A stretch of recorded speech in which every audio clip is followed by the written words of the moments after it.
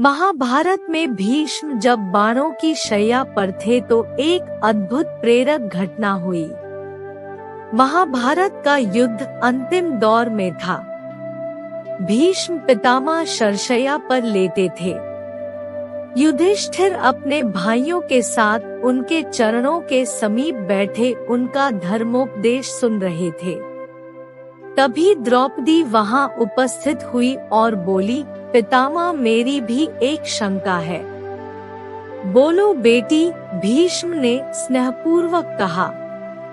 पितामह, मैं पहले ही क्षमा याचना कर लेती हूँ। प्रश्न जरा टेढ़ा है। बेटी, जो पूछना है निर्भय होकर पूछो, भीष्म बोले। पितामह, जब भरी सभा में शासन मेरा चीरहरण कर रहा था, उस समय आप भी वहां उपस्थित थे, किंतु आपने मेरी सहायता नहीं की। बताइए, उस समय आपका विवेक और ज्ञान कहाँ चला गया था?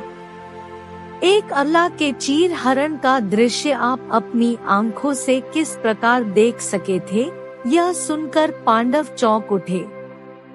भीष्म गंभीर हो गए। यह प्रश्न उनके सम्मुख पहली बार नहीं आया था। जिस समय यह घटना घटी थी उस समय भी यही प्रश्न उनके सम्मुख था।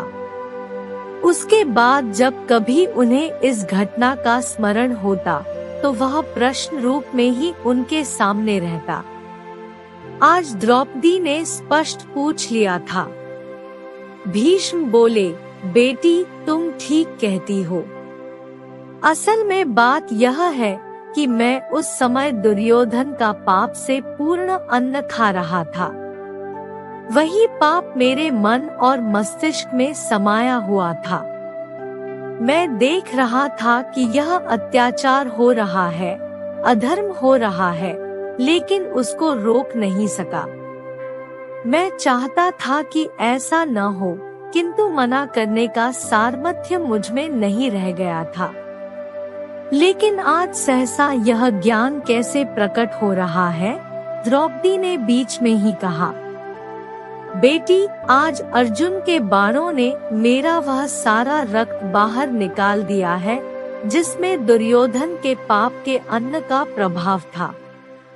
अब तो मैं रक्तविहीन प्राणी हूँ, इसलिए मेरा विवेक आज सजग है। मेरे शरीर से पाप के अन्न से बना रक्त निकल गया है। इसके बाद द्रौपदी के पास कुछ कहने को नहीं रहा। इस उत्तर से वह संतुष्ट हो गई।